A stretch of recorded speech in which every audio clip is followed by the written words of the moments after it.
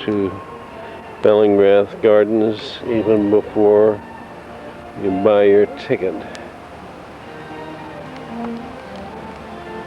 This is New Guinea impatiens, holly. These must be azaleas that have bloomed already. There's, what did you say that was? Formosa azalea? And more impatiens. And now is beautiful.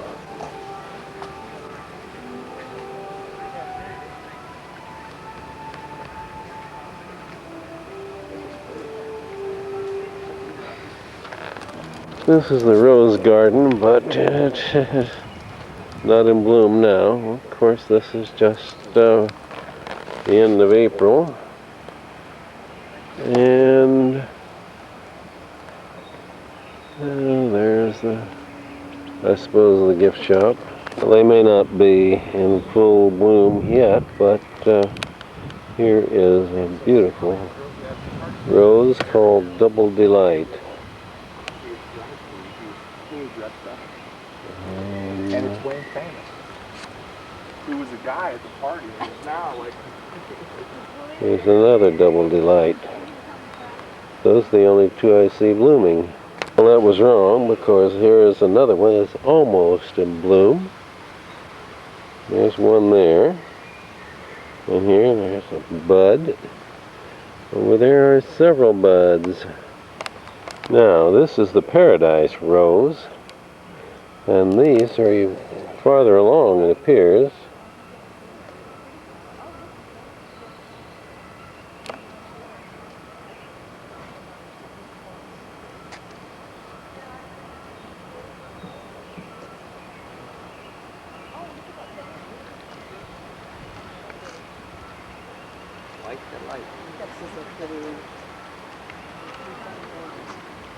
Oh, that does delightful.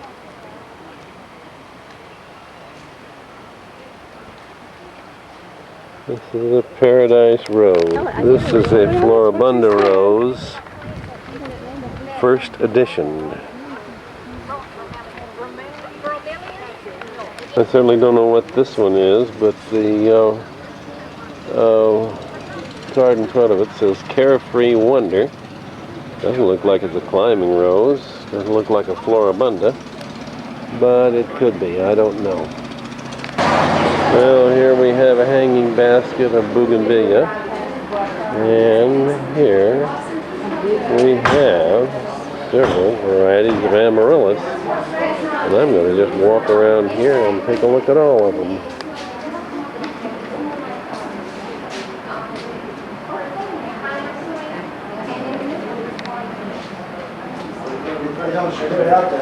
Oh boy.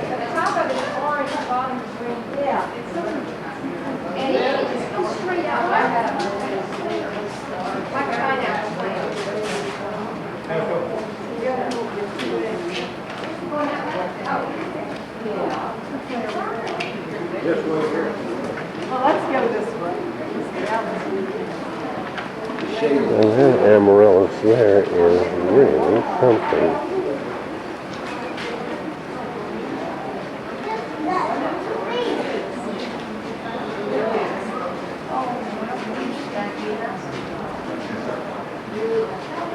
Pure white one.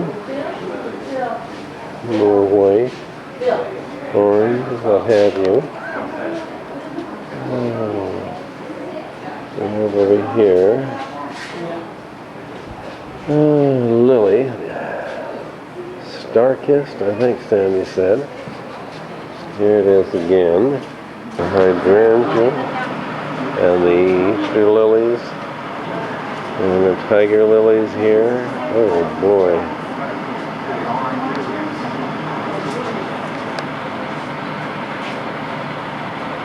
Oh, here are some pretty roses in full bloom. Let's see if I can focus in on these. Wow. I said, I was just waiting for you to, so you remember what I told you when we were gone. I will, he said. He said, well, you remember what I told you, and that's all I want you to remember.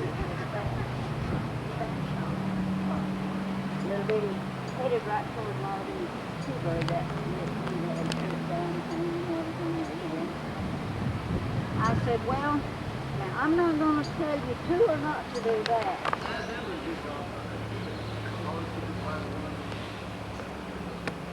I think these hydrangeas are incredible.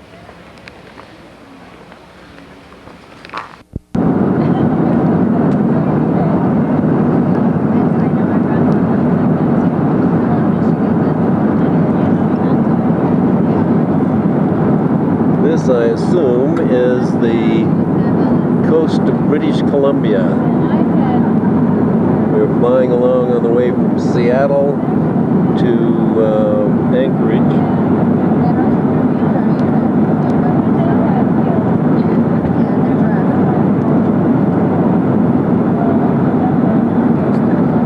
We see these coastal mountains we have for quite some time now. Under the wingtip of the plane.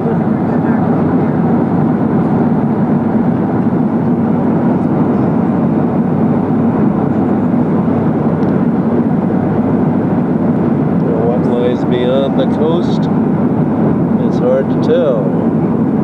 Maybe that is the outside of the inside passage. I don't really know.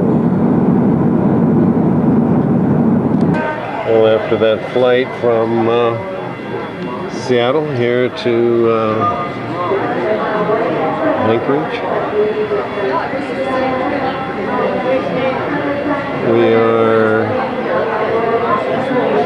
waiting another hour for a flight from here, right here at this gate, to Fairbanks. Here is the view of the mountains surrounding this airport of Anchorage. This airport, which we've been in before, apparently. Here's our driver, Sean from Princess. Hey. Hi from Fairbanks. Yes.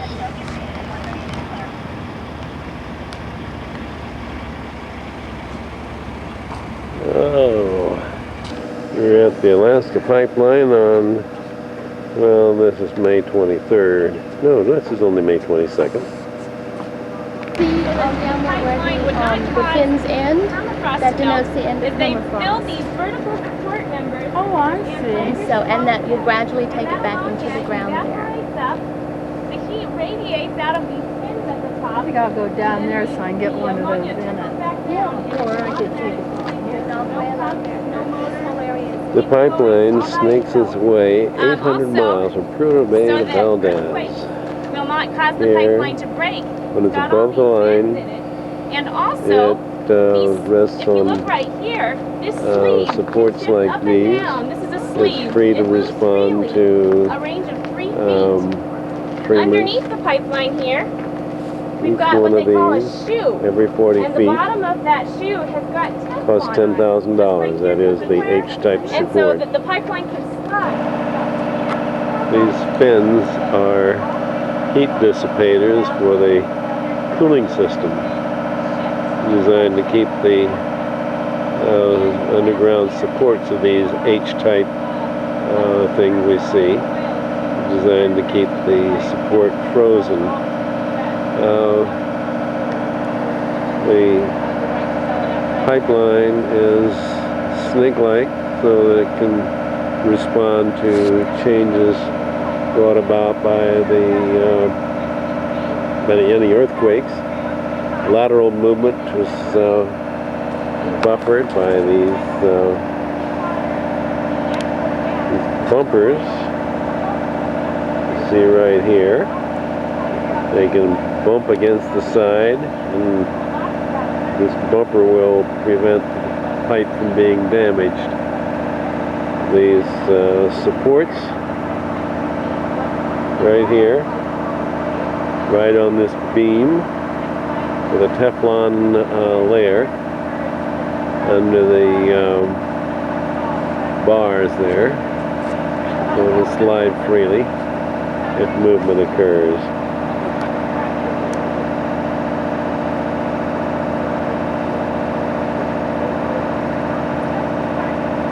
This is the pig in the pipe.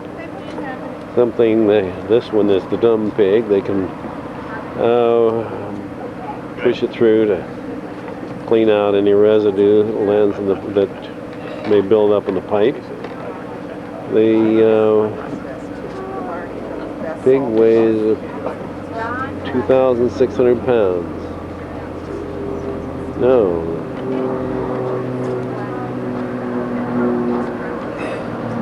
No, these pigs weigh 1,600 pounds. This is the scraper pig, which weighed 2,600 pounds. That was the first pig that they built, and it was used only once because it got stuck. The pipe is 4 feet in diameter. It is surrounded by 3 inches of insulation, and that in turn is covered by sheet metal and taped, and there again are the bumpers and the radiating fins help keep the above ground pipe from being damaged. Apparently this, they said, is the end of the permafrost, and then the pipe goes back underground there. I don't know how many miles is above and how many miles is below ground. Shay and our guide. Like everybody else, she's so nice. This one is from Kentucky.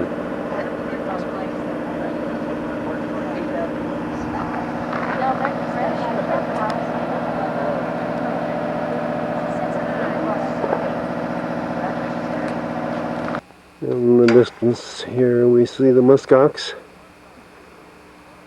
and there's some baby muskoxen also. Well, here I am at a little higher elevation myself, looking over there at the field in which the muskox are. The size of that bird. Yeah, it's hard to see any of them there. Well, this is as near as we're going to get to this herd of reindeer and caribou. The reindeer are the darker ones, and the caribou are the lighter ones, apparently, although they say they're the same animal. And this is a University of Alaska at Fairbanks test station, I suppose, where they're studying the animals. Here is a stamp mill. This was a 2-stamp mill that had originally been a 3-stamp mill. Each of the 2 vertical rods has at the bottom a 250-pound weight, which was used to stamp the rock and crush it so they could separate the gold. This had actually been in use in this area. Now, these buckets here had something to do with the recovery of gold-bearing ore from the ground. Is a 1-ton cleaning pig that's been retired from service on the Alaska Pipeline. These are sent through apparently at periodic intervals to clean the interior of the 4-foot diameter pipe. Here is a totem pole. I don't know the story of it, but I'll learn soon. Here is one of the exploratory rockets they send up to study the Aurora Borealis. And here is a carving, surely not a Navy carving. Another sculpture. here at the University of Alaska Museum. Now this 20-foot totem shows the eagle,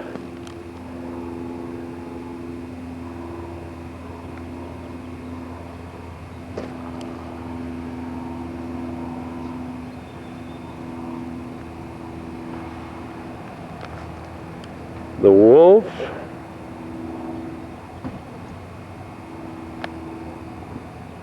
and the bear. This 40-foot totem has a frog, a cannibal, a mosquito, another frog, a bear, and a wolf. Way the ball bounces. Here's a statue in the middle of downtown Fairbanks. And let's pan around and see what downtown Fairbanks looks like.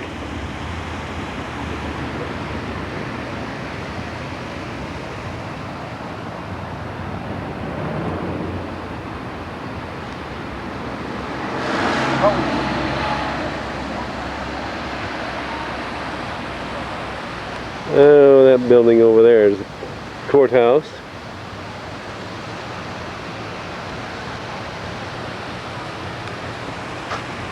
This is a visitor center. It has a sod roof. I guess that's where they grow their gardens. White dog, and Longhorn's running towards me. Good boy, Longhorn. And Longhorn were with Susan Butcher all 4 years that she won the 1,000-mile long Iditarod. So they're really incredible athletes.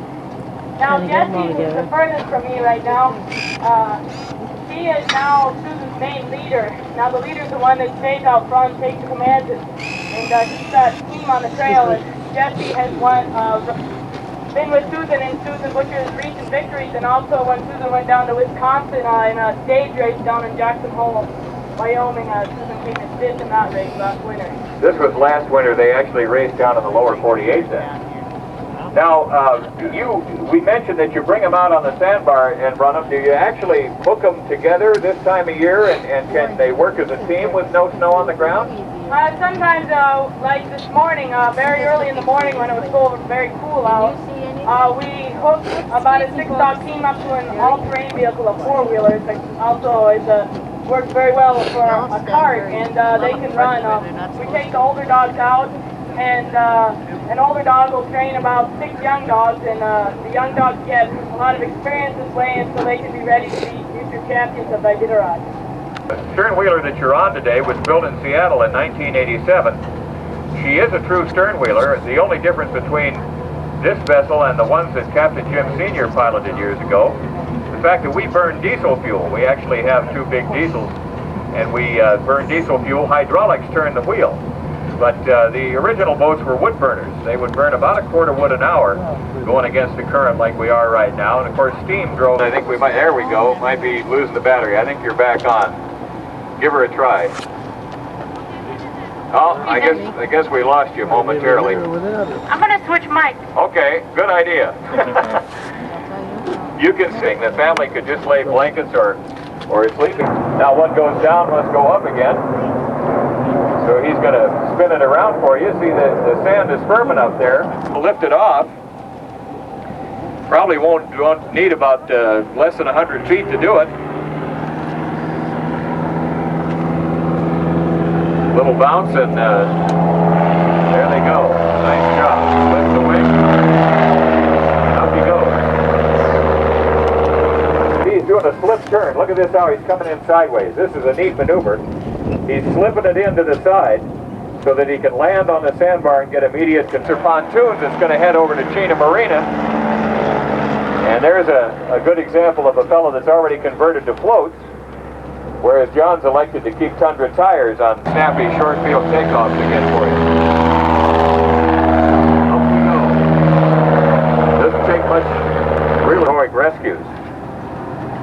So we thank Captain John for some nifty flying. Now let's look around here as we make this turn. I want to tell you a little bit about these 2 rivers coming together here. You can see this glacial water that we've been in sort of giving way to the clearer water of the Chena. And be sure you look right down on it as we pass, because this is a remarkable phenomenon. You can very clearly Thank you, John. Very clearly see the wetting of the rivers all around us here. Interesting patterns as this glacial silt just kind of boils up off the bottom. Almost looks like thermal activity, but this is just the mixing of the water. Now, our Athabascan friends, in their language, call this Nuchalawoya, the wetting of the rivers, or where the great waters meet is the actual translation. We're going to look at it out in the sun. You can also see the peaks of the Alaska Range up here to the right. Some of our big mountain peaks are coming out of the haze. We can barely make them out, so lots to look at as we go across the boundary here. We'll, of course, see this again just a little while. Floatplane is going to apparently just touch down behind us here after looking things over. Little water landing. They may be here when we get back. We have over 3 million lakes and a lot of rivers, so this time of year, once the ice is off, boys and girls will convert from wheels and skis to floats. He's going to do a little taking off too. Let's see if somebody can They have to take a little longer run at it to overcome the drag of the water, but not very far from here is some great fishing if you can get there by float planes. Well, welcome to the Chena River, a little smaller situation now, fed primarily by snowfall and artesian spring water. This is the little slough where the first riverboat came in 1903, got stuck about 5 miles up here, and they formed a town because of that fact. So that's where Fairbanks is today. When you see the famous milepost down by the... But these animals are quite safe. They're actually domestic reindeer. We have 2 males. We have a very energetic youngster who's about 6 weeks old down there, and of course, Mom is starting to grow her antlers back. She lost those when she gave birth. The males will keep theirs on until probably early winter, and then they lose theirs naturally. But the male antlers are much more pronounced. They're covered in velvet right now. There's a lot of blood in there that's nourishing the horn material underneath. And those are really remarkable. The whole animal is a remarkable story of evolution and adaptation. This one male that's closest to the fence, notice that antler that's right on his forehead almost looks like a shovel turned sideways. Actually, literally, the term caribou means shoveler, and that antler was evolved so that they could remove snow from the critical dry grass when they were in tough winter country, and the males would clear an area where the females and the youngsters could actually find something to eat. And that's one interesting adaptation. Another one is that their fur or hair, each individual hair on a caribou, remember the reindeer family, is hollow. And they're very buoyant when they swim across rivers. Their front... Coast Guard winning colors are my leaders. And as you can see here, I don't have any bridles to steer these dogs with. And they listen to my voice commands, G turn right and Ha turn left. And that's how I stay on the trail. Now sometimes we have even 20 dogs, and a 20-dog team is as long as about out to that wood pile there. So these lead dogs are really important, and they're really great animals. Now, the next 2 dogs are called the swing dogs. And today I have Tromsa and Poppers. And the swing dogs also to help swing the team around and keep the team on the trail. And right in front of the sled we have what's called the wheel dogs. And today I have Rock and Elan. And the wheel dogs, they pull on the tug line here, and they help me keep the sled on the trail. Now the word to go is hike, but as you can see, I don't need to say anything, and I just need to pull the hook. I'll see you all over at the dog kennel. Thank you.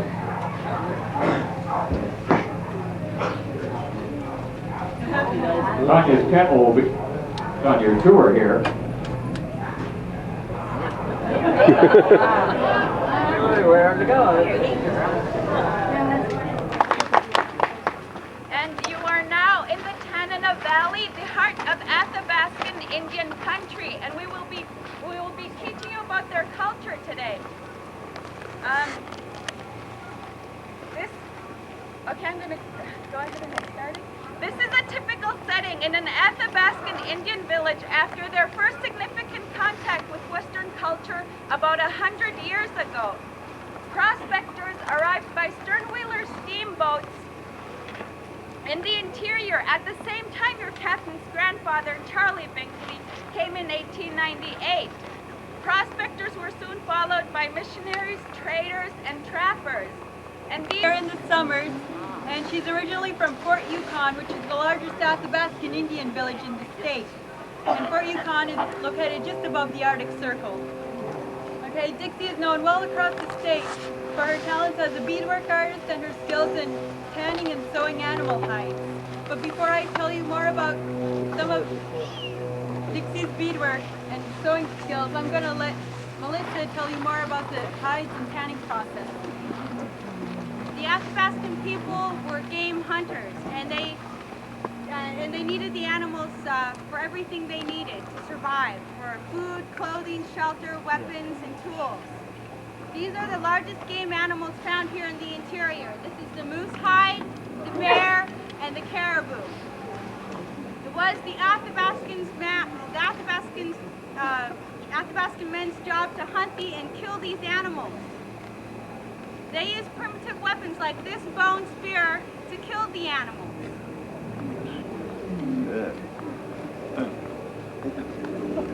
The Athabascan men were very skillful at calling the animals into the area.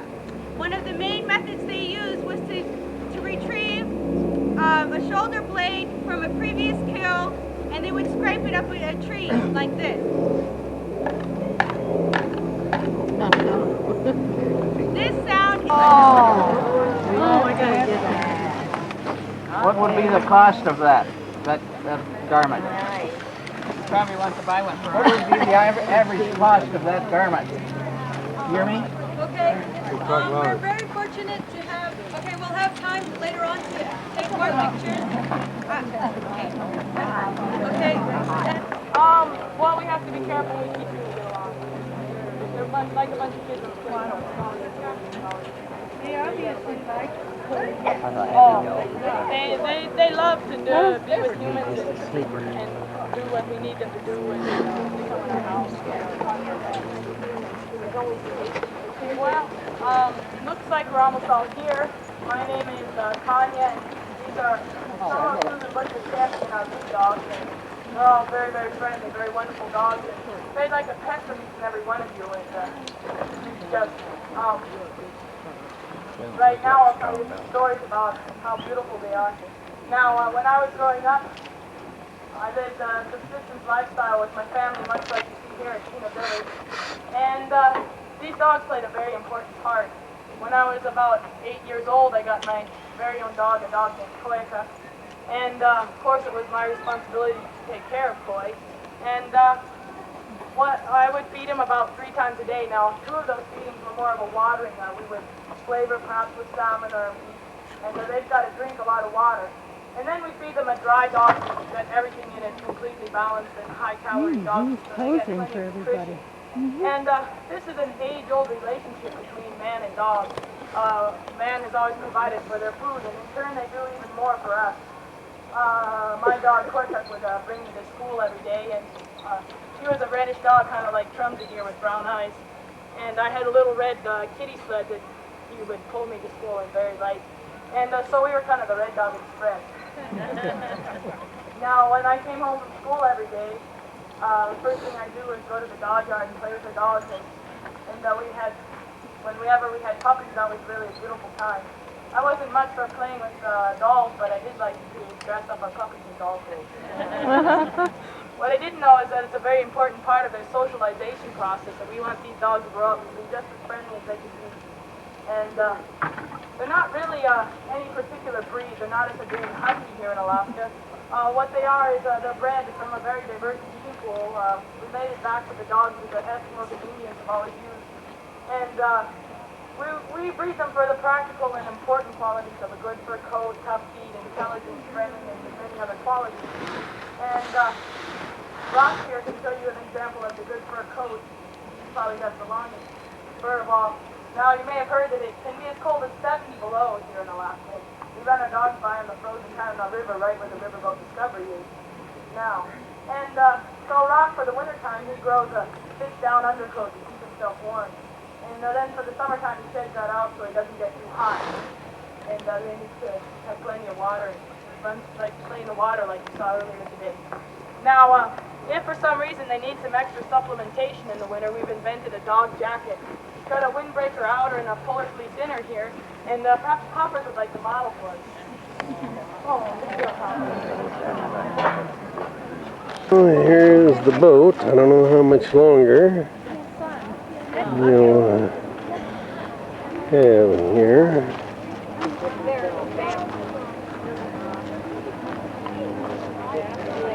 Okay. I didn't think it